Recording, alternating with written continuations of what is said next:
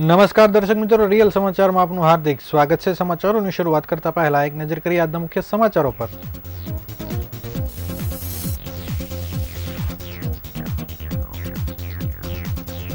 કુંભારિયા ગામના પાદર ફળિયાના 50 ઘર પાણીમાં ગરકાવ।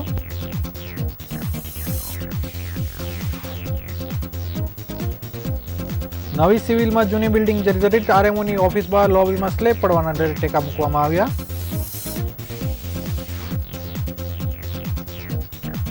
નવસારીમાં વરસાદી માહોલ, ખાડામાં ડૂબી જતા બાળકીનું મોત।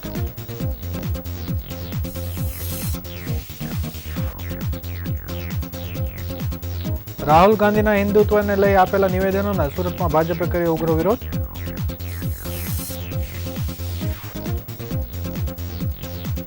વરાછામાં બે ભાગીદાર વેપારીઓ દ્વારા કરોડોની છેતરપિંડી કરાઈ, છેતરાયેલા વેપારીઓની હાલત કફોડી।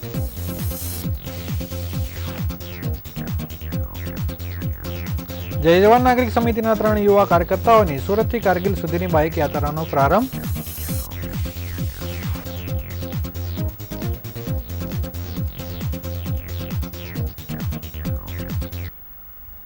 સમાચારો વિગતવાર જોઈએ।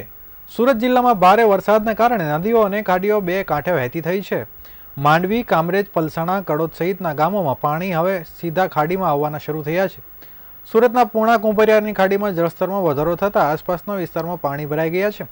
કુંભારિયા ગામના પાદર ફળિયાના અંદાજે 50 ઘર કમર સુધી પાણીમાં ગરકાવ થઈ ગયા છે। વરસાદી પાણી ભરાઈ જતાં સ્થાનિકોએ હેરાન થઈ રહી છે। જોકે કુંભારિયામાં સુરત કોર્પોરેશનની ટીમ દ્વારા પાણી નિકાલની કામગીરી કેવી રીતે કરવી તેની મથામણ ચાલી રહી છે। સુરતની ખાડીઓ બે કાંઠે વહેતી થઈ ગઈ છે। સુરતના પૂર્ણા કુંભારિયા વિસ્તારમાં ખાડીની લગોલગ આવેલા છે। ખાડીના જળસ્તરો વધારો થવાની સાથે જ આસપાસના વિસ્તારોમાં પાણી ભરાઈ આવવાના દ્રશ્યો સામે આવી રહ્યા છે। કુંભારિયા ગામના પાદર ફળિયાના અંદાજે 50 ઘર કમર સુધી પાણીમાં ગરકાવ થઈ ગયા છે। ખાડીની આસપાસના આ પ્રકારના દ્રશ્યો દર સમાચાર વખતે સામાન્ય બની ગયા છે। વહીવટી તંત્ર ભલે કહેતા હોય કે પ્રી મોન્સૂન કામગીરી કરવામાં આવી છે, પરંતુ જિલ્લામાં સાર્વત્રિક વરસાદ થયા બાદ વાસ્તવિક પરિસ્થિતિના દ્રશ્યો સામે આવતા કામગીરી ઉપર સ્વાભાવિક રીતે જ પ્રશ્નો સર્જાય છે।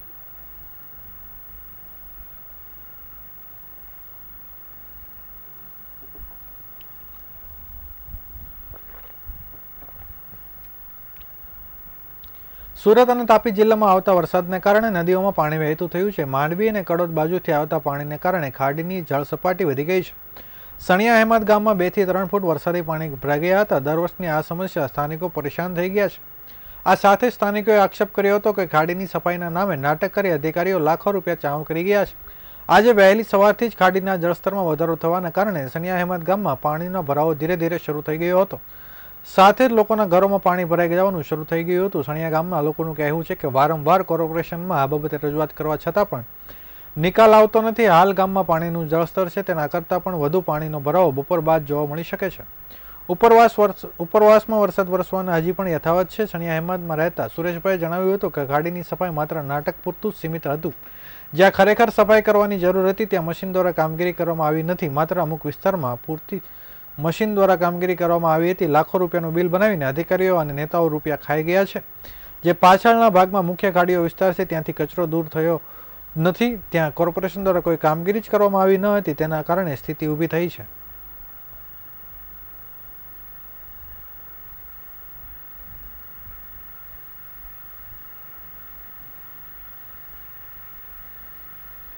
સુરત શહેર અને જિલ્લામાં અવિરત વરસાદ વરસી રહ્યો છે, ત્યારે સુરત શહેરની એવી ભૌગોલિક પરિસ્થિતિ છે કે એક તરફ તાપી નદી અને બીજી તરફ ખાડીઓથી ઘેરાયેલું છે।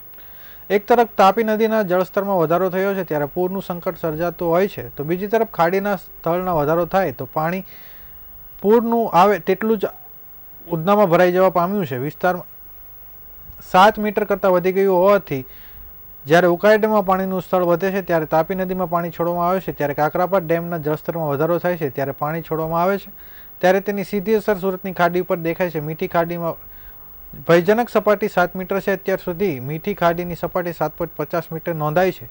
એવી જ રીતે ભેદવાડા ખાડીની પણ જળસપાટી વધી છે। ઉપરવાસનો સતત વરસાદ આવે તો ખાડી પૂરનું સંકટ ઊભું થઈ શકે છે।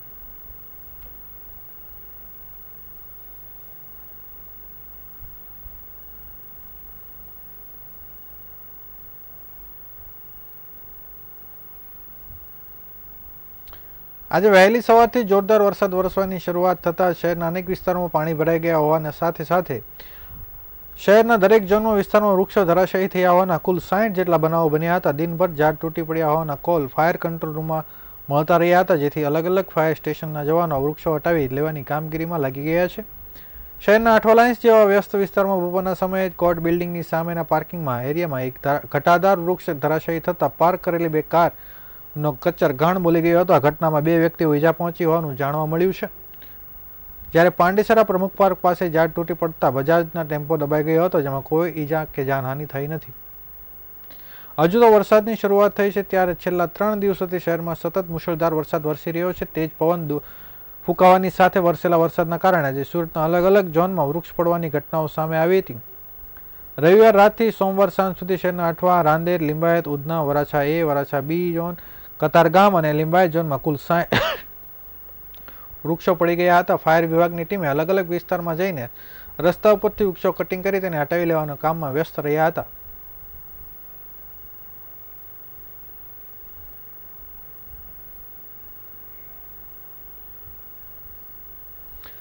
સુરતની નવી સિવિલમાં જૂની બિલ્ડિંગ જર્જરિત થઈ છે, જેથી તંત્ર દ્વારા જૂની બિલ્ડિંગને તોડી નવી બિલ્ડિંગ બનાવવાનું નક્કી કર્યું છે. જોકે હાલના મુશળધાર વરસાદ વરસી રહ્યો હોવાથી સિવિલની જૂની બિલ્ડિંગમાં 4થા માળે વોર્ડમાં અને પેસેજમાં વરસાદી પાણી ટપકતું રહ્યું છે. આ પરિસ્થિતિને કારણે દર્દીઓ અને કર્મચારીઓ હાલાકી વેઠી રહ્યા છે, જ્યારે આરએમઓ ઓફિસની બહાર લોબીમાં સ્લેબ પડવાના ડરે ટેકા મૂકવામાં આવ્યા છે. આ જર્જરિત બિલ્ડિંગ હાલમાં મોતના માસડા સમાન છે. હાલના ચોમાસું ચાલી રહ્યું છે અને બિલ્ડિંગમાં પાણી ટપકે છે, જેથી ગુજરાતમાં વધુ એક દુર્ઘટના સર્જાય તો નવાય નહીં. નવી સિવિલ અધિકારીઓ દ્વારા જર્જરિત થયેલ જૂની બિલ્ડિંગમાં વોર્ડ અને ઓપીડી ખાલી કરાવવામાં કોઈ દુર્ઘટનાની રાહ જોતા હોય તેમ જણાઈ રહ્યું છે. દરમિયાન જૂની બિલ્ડિંગમાં 4થા માળે E4 વોર્ડમાં F4 વોર્ડમાં દર્દીઓને સારવાર અર્થે દાખલ કરવામાં આવ્યા છે. જોકે બંને વોર્ડની અંદર અને બહાર પેસેજની જગ્યામાં વરસાદી પાણી ટપકી રહ્યું છે. પાણી ટપકવાના લીધે વોર્ડમાં અને પેસેજમાં પ્લાસ્ટિક બેગ સહિત વસ્તુઓ મૂકવાની નોબત આવી છે. આવા સંજોગોમાં ત્યાંથી પસાર થતા દર્દી, તેમના સંબંધી, કર્મચારીઓ હાલાકી વેઠી રહ્યા છે. બીજી તરફ નવી સિવિલમાં જૂની બિલ્ડિંગમાં જર્જરિત થઈ હોવાની અમુક વોર્ડ, પેસેજ સહિતના ભાગમાં ટેકા મૂકવામાં આવ્યા છે, જેથી સ્લેબનો પોપડો પડી ન જાય. નવી સિવિલના તંત્ર જણાવ્યા પ્રમાણે જ્યાં પાણી ટપકતું હતું તે તાકીદે કામગીરી કરીને બંધ કરવા માટે પીઆઈયુ વિભાગને સૂચના આપી છે. જ્યારે હિમોફોલિયા ગાયનેક સર્જરી વિભાગની ઓપીડી જલ્દી જૂના ટ્રોમા સેન્ટરમાં ખસેડવામાં આવશે તેમ જણાવાઈ રહ્યું છે.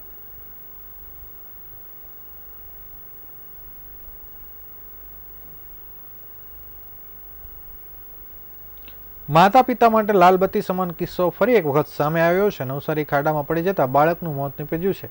નવસારીમાં ગેલખડીની આ ઘટના છે, જ્યાં ઘરની સામે ખોદેલા ખાડામાં પડતા બાળકનું મોત થયું છે. ખાડામાં વરસાદી પાણી ભરાઈ જતા બાળક ડૂબ્યો હતો. ઘટનાને પગલે સમગ્ર પરિવારમાં શોકનું મોજું ફરી વળ્યું છે. મળતી માહિતી મુજબ નવસારીના ગેલખડી ખાતે રામદેવનગરમાં દુર્ઘટના સર્જાઈ હતી, જ્યાં પાણીની ટાંકી નજીક 1-2 વર્ષનું બાળક રમી રહ્યું હતું. તે દરમિયાન ખાડામાં પડી જતા 2 વર્ષના બાળકનું મોત નીપજ્યું છે. ઘરની સામે ખોદેલા ખાડામાં બાળક પડ્યો હતો. આ ખાડામાં 2 મહિના પહેલા ખોદવામાં આવ્યો હતો, જ્યારે વરસાદ પડતા તેમાં પાણી ભરાઈ ગયા હતા. આ ઘટનાને પગલે સમગ્ર પરિવારમાં શોકનું મોજું ફરી વળ્યું છે.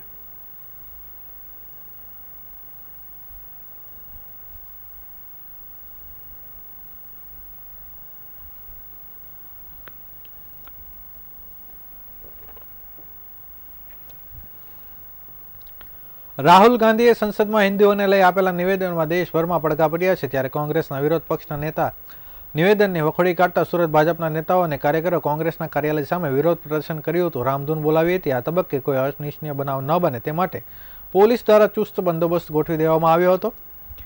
ચોક બજાર વિસ્તારમાં આવેલ કોંગ્રેસ કાર્યાલય પાસે વિરોધ પ્રદર્શન કરવામાં આવ્યું હતું. રાહુલ ગાંધી માફી માંગે તેવી માંગ કરાઈ હતી. સાથે જ કોંગ્રેસના નેતાઓ વાણીવિલાસ સતત કરતા હોવાથી પક્ષ દ્વારા માફી માંગવામાં આવે તેવી માંગ કરવામાં આવી હતી. આ તબક્કે કોંગ્રેસના વિરોધમાં નારેબાજી કરવામાં આવી હતી.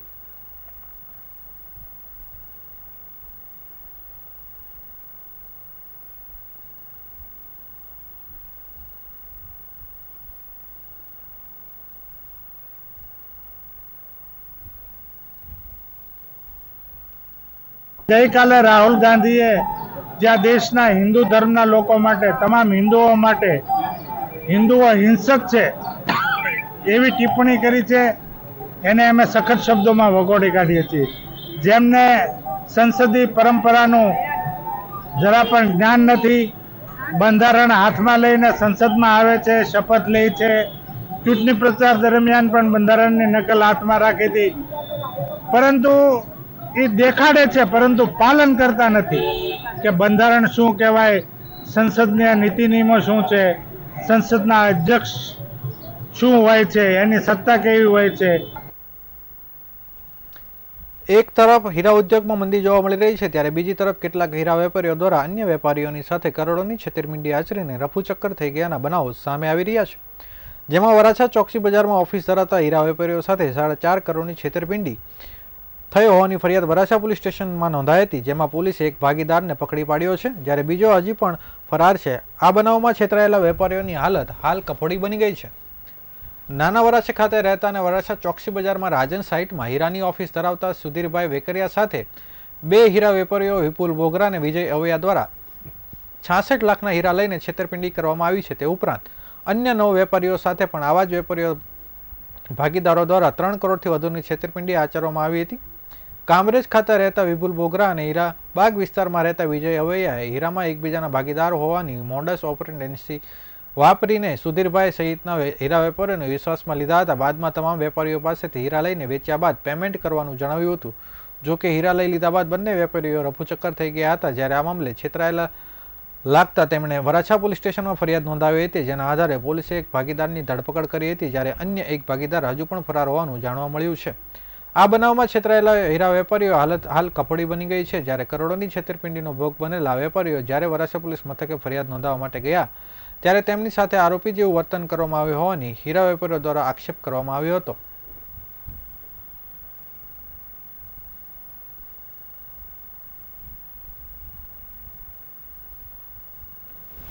ગિરધર વલ્લભભાઈ વેકરિયા છે. કેશવ જેમ એન્ડ જ્વેલર અમારી કંપની છે. રાજન્સ 114 પહેલે માળે ચોકસીમાં મારી ઓફિસ છે, અને અમારી હાથે સીવીડી ડાયમંડમાં વિજય અને વિપુલ કરીને બે લોકોએ છેતરપિંડી કરી છે, અને અમને આમ અત્યારે મેં ફરિયાદ લખાવી મારા છોકરાના નામે સુધીર ગિરધરભાઈ વેકરિયાના નામે લખાવી છે. અમે ફરિયાદ 27 મે 2024 વરાછા પોલીસ ચોકીમાં ફરિયાદ નોંધાવી હતી. હા, અમારો માલ 66-67 લાખ આજુબાજુનો છે, અને અમારા જે 9 જણાના ગ્રુપમાં 4.5 કરોડનો માલ છે. અને એ સિવાય અલગ અલગ ઘણી બધી પાર્ટીઓ છે, ઘણાએ ફરિયાદ નથી લખાવી. કેટલા જણ સાથે છે? લગભગ 25 થી 30 જણા સાથે છેતરપિંડી થઈ છે. 25 થી 30 આની અંદર બોમ્બેના હોતી છે અને સુરતના છે. શું નામ છે? જે છેતરપિંડી કરનાર છે એ વિપુલભાઈ અને વિજયભાઈ છે. એ બંને એવું કહેતા હતા કે અમે 2 ભાગીદાર છીએ. એવી રીતે કરીને લોકોને પાસેથી માલ લેતા, અને વિપુલના નામે વધારે પડતા માણસો છેતરાણા છે. શું માંગ છે અત્યારે અમારી જે આ ફરિયાદ એ છે કે અમારો માલ જ્યાં ત્યાં હોય વેચવો હોય ત્યાંથી રિકવરી અપાવે, ને બીજી પાર્ટી જે હાજર છે એક હાજર થયેલો ને બીજો ગેરહાજર છે. અમે વરાછા પોલીસમાં 27/5/2024 રોજ ફરિયાદ નોંધાવી. ત્યાર પછી અઠવાડિયા પછી અમે સીપી સાહેબને આપી હતી ફરિયાદ, ને સીપી સાહેબે અમને કોઓપરેટ કર્યા હતા. તરત જ અમારી ફરિયાદ લઈ અને અમારો ગુનો અહીંયા વરાછા પોલીસમાં ફોને કર્યો હતો કે આજે જેટલા પણ અપ્રુવલ છે એ બધા હું તમને આપું છું, અને આ પ્રોસેસ ચાલુ કરી દો, અને આમાં પાર્ટીની સામે ગુનો દાખલ કરી દો. સીપી સાહેબે અમને સરસ કોઓપરેટ કર્યા હતા. પણ 1 મહિનો થઈ ગયો આજ તારીખ સુધીમાં વરાછા પોલીસ ચોકીનો કોઈ રેફરન્સ નથી, અને બીજો ગુનેગાર છે એ બહાર રખડતો ફરે છે. અને અમારી આ બધી પાર્ટીઓ છે અત્યારે ઘણી બધી દુઃખી થઈ ગઈ છે, એટલે ઘણાઈને ઘેરના ટીકડા પીવાનો વારો આવશે જો આનો સમયસર નિકાલ નહીં કરે, અને બીજી જો ભાગતો આરોપી છે એને ન પકડે ત્યાં સુધી. વરાછા પોલીસે તો અમારી એને લગભગ ગુનેગાર જેવો જ વ્યવહાર કર્યો છે. ગાબાણી સાહેબે અમને તો ડમકાવ્યા બધાને બોલાવીને. હા, આવો બધો અમે જાણે આરોપી હોય ને એવો અમારી વ્યવહાર કર્યો હતો સાહેબે. અને એવું કીધું હતું કે તમારે આવડી તપાસ સોંપવી તો સોંપો, અને અમે આમ છીએ તેમ છીએ એમ કરીને બહુ ધમકાવ્યા હતા. અને 30 દિવસ થઈ ગયા આજ તારીખ સુધીમાં. અમે જાય છીએ પણ અમને કોઈ જવાબ મળતો નથી. અમે 2 થી 3 વાર જઈ આવ્યા છીએ ત્યાં. વર્ષ 1999માં કારગિલ યુદ્ધમાં ભારતનો વિજય થયો હતો. આ વર્ષે 25 વર્ષ પૂર્ણ થયા છે, જેથી કારગિલ વિજય દિવસની રજત જયંતિને ધ્યાનમાં રાખીને રાષ્ટ્રીય ચેતના પ્રગટાવવા જય જવાન નાગરિક સમિતિ સુરતના 3 યુવા કાર્યકર્તાઓ એડવોકેટ હરકિશન જીયાણી, એડવોકેટ અંકિત જાજડિયા અને સાગર કાકડિયા સુરતથી કારગિલ હિલ જવાના રવાના થયા છે. મંગળવારે સવારે 10 કલાકે શહીદ સ્મારક MiG-23 વિમાન સરથાણા વરાછા રોડ ખાતેથી આ ત્રણેયની બાઇક યાત્રા શરૂ થઈ હતી, જ્યાં જય જવાન નાગરિક સમિતિ સુરતના ટ્રસ્ટી કાનજીભાઈ ભાલાળા, વરાછા બેંકના ચેરમેન ભવાનભાઈ નવાપરા, સૌરાષ્ટ્ર પટેલ સમાજના ટ્રસ્ટી મંજીભાઈ વાઘાણીએ કારગિલ બાઇક યાત્રાને શુભારંભ કરાવ્યો હતો. સામાજિક અગ્રણી ઘનશ્યામભાઈ બિરલા તથા એડવોકેટ નીતાબેન જીણે ઉપસ્થિત રહ્યા હતા. કારગિલ બાઇક યાત્રાના કન્વીનર એડવોકેટ હરકિશનભાઈએ જણાવ્યું હતું કે સુરતથી કારગિલ યાત્રા 20 દિવસમાં પૂર્ણ થશે. રસ્તામાં આવતા આર્મી કેમ્પમાં જય જવાન નાગરિક સમિતિ અને સુરતના લોકોનો સંદેશ પહોંચાડવામાં આવશે. કારગિલ યુદ્ધના વિજયને 25 વર્ષ પૂર્ણ થયા છે, તે નિમિત્તે સુરતથી કારગિલ બાઇક યાત્રાનું આયોજન કરાયું છે.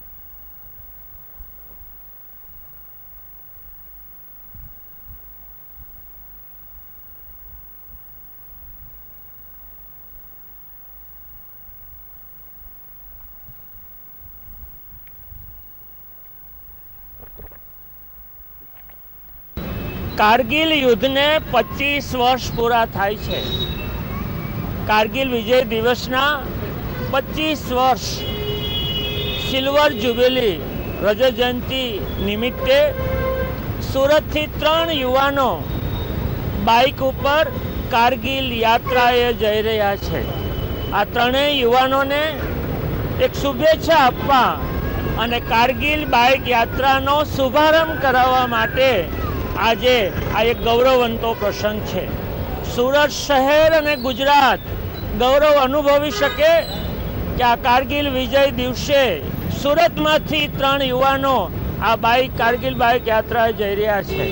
આ યુવાનોમાં માન્ય એડવોકેટ શ્રી હરકિશન જયાણી, એડવોકેટ અંકિત જાજડિયા અને સાગર કાકડિયા, આ 3 યુવાનો બાઇક ઉપર ઠેઠ કારગિલ ટોચ જે યુદ્ધ થયું હતું ત્યાં સુધી જઈને ફરી પાછી એની એક રાષ્ટ્રીય યાત્રાના સ્મરણો લઈને કારગિલ વિજય દિવસ એટલે કે 26મી જુલાઈએ અહીંયા પાછા ફરવાના છે. જ્યારે સુરતમાં કારગિલ વિજય દિવસે સરસ મજાની તિરંગા યાત્રા અને સમર્પણ ગૌરવ સમારોહનું આયોજન થયું હશે, ત્યારે આ ત્રણેય યુવાનો કારગિલ જઈને આ બાઇક યાત્રા અહીંયા પરત ફરશે. ફરી આ ત્રણેય યુવાનોને બહુ ગૌરવ સાથે શુભેચ્છા પાઠવીએ છીએ.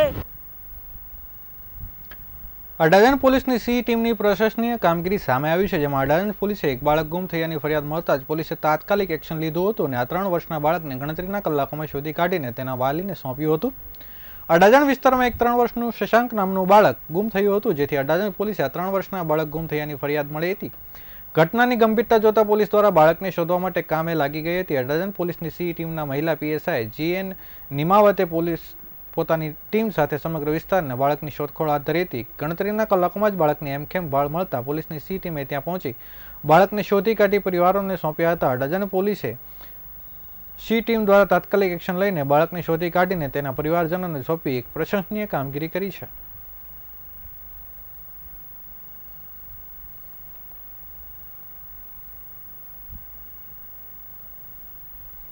આંતરરાજ્ય ગુના આચરતો છારા ગેંગના મુખ્ય સાગરીતને સુરત ક્રાઇમ બ્રાન્ચ પોલીસે પકડી પાડવામાં સફળતા મેળવી છે.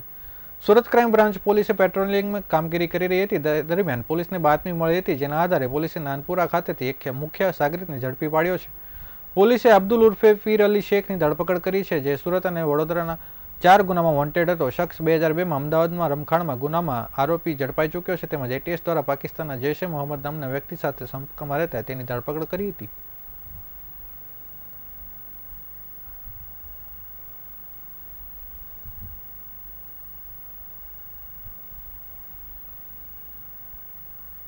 સુરતમાં છેલ્લા 4 દિવસથી વરસાદ વરસી રહ્યો છે, જેના કારણે ઇલેક્ટ્રિક કરંટ લાગવાના બનાવમાં વધારો થઈ રહ્યો છે. ત્યારે પાંડેસરા વિસ્તારમાં આવેલી ડાઇંગ મિલમાં કામ કરતા એક સગીરને કરંટ લાગ્યો હતો. કરંટ એટલો પ્રચંડ હતો કે ઘટના સ્થળે જ સગીરનું મોત નીપજ્યું હતું. સગીરના મોતને લઈ પરિવારે એકનો એક દીકરો ગુમાવ્યાનો હતો, જેથી પરિવાર શોકની કાલીમાં છવાઈ ગઈ હતી. જોકે સગીરોને કામ પર રાખવામાં આવતો હોવાનું ઉજાગર થયું છે. પાંડેસરા વિસ્તારમાં આવેલી મીરા ડાઇનિંગ મિલમાં બલરાજ ગંગારામ યાદવ નામનો 16 વર્ષનો સગીર 2 દિવસ પહેલા જ કામ પર લાગ્યો હતો. ડાઇંગ મિલમાં આવેલા 9 નંબરના મશીન ઉપર બોર્ડ ઘસવાનું કામ કરતો હતો. દરમિયાન અચાનક કરંટ લાગ્યો હતો અને ઇલેક્ટ્રિક કરંટ લાગતા ગણેશનગરમાં રહેવાસી એવા બલરાજનું ઘટના સ્થળે જ મોત નીપજ્યું હતું, જેથી નાની બહેને એકનો એક ભાઈ ગુમાવ્યો હતો. મૃતકના પિતરાઈ ભાઈ ગંગારામે કહ્યું કે મશીનમાંથી કરંટ લાગ્યો હતો, મને ફોન આવ્યો હતો એટલે તરત જ દોડી ગયો હતો.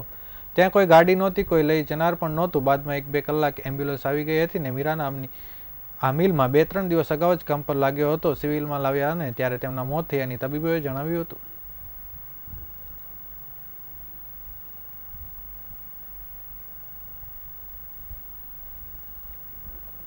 પહેલી જુલાઈએ સોમવારથી સમગ્ર દેશમાં ભારતીય ન્યાય સંહિતા, ભારતીય નાગરિક સુરક્ષા સંહિતા અને ભારતીય સાક્ષર અધિનિયમ નામના 3 નવા કાયદા અમલમાં આવી ગયા છે.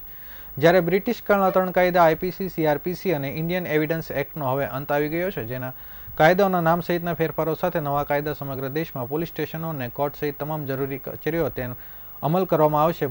તે મુજબ નવા કાયદા હેઠળ ઝડપી ન્યાય થશે અને નવા કાયદા ઓનલાઈન પોલીસ ફરિયાદ, 0 FRI, ગંભીર ગુનાના સ્થળથી ફરિયાદ, વિડીયોગ્રાફી સહિતના ફેરફારો કરવામાં આવ્યા છે. જ્યારે આ નવા કાયદાની હેઠળ ઓલપાડ પોલીસ દ્વારા કાયદાકીય કામગીરી કરવામાં આવી હતી. ઓલપાડ પોલીસ મથકમાં માણસો પેટ્રોલિંગમાં હતા તે દરમિયાન ઓલપાડ ટાઉનમાં આવેલ રણછોડાઈ મંદિરની સામે GJ11Z7183 નંબરનો ટ્રક કોઈપણ જાતના રિફ્લેક્ટર નહીં રાખી પાર્કિંગ કર્યો હતો અને આવતા જતા વાહનો તથા રાહદારીઓને અડચણરૂપ થાય તે રીતે અકસ્માત થવાનો સંભવ ઊભો કર્યો હતો, જેને લઈ ઓલપાડ પોલીસે તુરંત ટ્રક ચાલકની અટકાયત કરી હતી અને ઓલપાડ પોલીસ મથકના પીઆઈ રાજેશ જાદવ માર્ગદર્શન હેઠળ સૂચના હેઠળ હેડ કોન્સ્ટેબલ તેમજ પ્રકાશભાઈ જાતે ફરિયાદી બની ટ્રક ચાલક વિરુદ્ધ ભારતીય ન્યાય સંહિતા કલમ 285 મુજબ ગુનો દાખલ કર્યો હતો અને 5,000નો દંડ ફટકારી જામીન પર મુક્ત કર્યો હતો.